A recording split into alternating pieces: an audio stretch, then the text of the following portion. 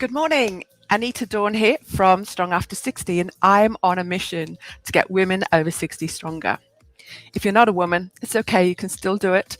And if you're not over 60, it applies to you too. So every day this week, I've been going on live. Well, I started yesterday and I will be going on live until Friday. And we are just using body weight, so we're not using equipment. Mostly because I think a lot of people don't have equipment, but when you're a beginner, you don't need it, okay? And it's so important. Why strength training? Because it's so important as we get older. If we don't use our muscles, we lose them. And that means that we become more immobile, we're more prone to risk to injury around the joints, and also we could lose our independence as we get older, okay? Also, strong muscles means strong bones. All right, so it's important that we do strength training 2 to 3 times a week and that we do about 8 to 12 repetitions. And it's important that it feels okay. We shouldn't feel any pain. If you feel pain in the exercises and stop doing them, drop me a comment and I'll see if I can give you a modification. Okay, guys, so we're going to do a couple of exercises standing and then we'll take it to the floor. Okay, if you can't do it on the floor, then you will need to use equipment. So watch out for my future broadcasts and I'll be showing you how to do beginner exercises using tubing or weights. Okay, all right, so let's get started. We are going to start on our feet. And the first one that we have here is, you do need a wall there, guys. So feet hip distance apart, and we're going to have our elbows pressing into the wall. See how I've got a slight lean back? Yeah, and I'm going to bring myself into neutral, tucking my bottom under slightly, engaging the abs, shoulders down away from the ears. I'm going to press the elbows into the wall as I squeeze in between the shoulder blades and release. Exhale. So 8 to 12 of those. So don't, if you start to feel discomfort or lose technique, then move on, okay? So the further away you are from the wall, the harder it is, but just start off gently, nice and easy and close to the wall. A lot of the back exercises include stabilization through the shoulders, so we need to have mastered that before we go into the back exercises, but this will also help you to strengthen around those shoulder stabilizers. All right, so I hope we've all got doors and we can hold on to the door frame here. And I'm going to just have my fingers around, make sure you've got a ledge on each side of the door, that you feel pretty safe there. And elbows slightly bent, stabilizing the shoulders. So I'm leaning back slightly. I'm inhaling, lengthening back without protracting, without losing it. A little bit of retraction in the shoulder blades. If you're not quite sure what I mean by that, then watch the video that I did yesterday. Yeah. All right. So 8 to 12 of those. Yes. So just until you feel that your technique is going. All right. One more that we can do standing. Yeah, so we don't really need to go onto the floor. The thing when we're using body weight and no equipment is that we need to use gravity. But this one, we can use a towel. I'm sure we've all got a towel. Feet hip distance apart, tailbone lengthened, tummy pulled in. Okay, so arms a little bit wider than shoulder width apart. We're going to inhale, exhale, pull down and back with the elbows as you stretch the towel. Inhale, lengthen. Exhale, down and back. If you feel it in your lower back, go into a split stance. One leg slightly forward and keep those feet hip bone distance apart. From the side, looks like this. Inhale, exhale, keeping those ribs closed. So we don't want to be doing this. A little bit of engagement through your core. From the back. Inhale, exhale, pulling the elbows down and back. And then release. Yeah, so you should feel that in the upper and middle back and not in the lower back. Okay, so then we're going to go on to the floor here. So I mentioned before that if you're not able to get down onto the floor, then you can do some basic exercises standing or seated in a chair, but you do need to use equipment then, and I'll be going through that on a later broadcast.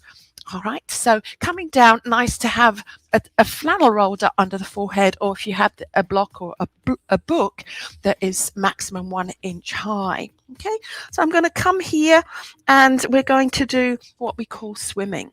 Okay, so I'm going to bring my arms up parallel to each other and on the floor. If that hurts the shoulders, bring the arms out to the side in a capital E. Before we do the exercise, before we do most exercises, we need to engage the core and the glutes. Okay, and then we can lift opposite arm to leg. So it's just a slight overload through the back muscles. We can lift the head with that lifting arm, but we want to make sure that we're not lifting too high into extension and feel it in the lower back. Okay, so that's what we call swimming. The next one is working through the upper back, which a lot of us need it. If you're slightly kyphotic, that's rounded in the upper back, the thoracic spine, then you might want to lie on a pillow, or perhaps this particular exercise won't be suitable for you. So resting the head in neutral, head and neck in neutral there, arms at your side in a capital W. Draw the belly button away from the floor a little bit and squeeze your sit bones. Yeah, going to inhale, exhale. You're starting to lift from the crown of the head, lengthening forward and up, keeping the bottom rib on the mat and just feeling it through the thoracic spine there, guys. Yeah, good to do it on a 4 count breath. Inhale, pull the shoulders back. Exhale, gently lifting head, neck, shoulders, pulling those shoulders back. Make sure we don't leave them behind. Slight retraction in the shoulder blades. And a breath there would be good, and then gently coming down. So 8 to 12 of those. You might want to pause the video and carry on doing a few, or do it later when you've learnt the movements. All right, the next one is a dart, where we're working in neutral. This is where it's really nice, really good for the neck to have that block under the head. Arms down by your side, palms to the ceiling. Draw your belly button in away from the floor. Squeeze your sit bones slightly.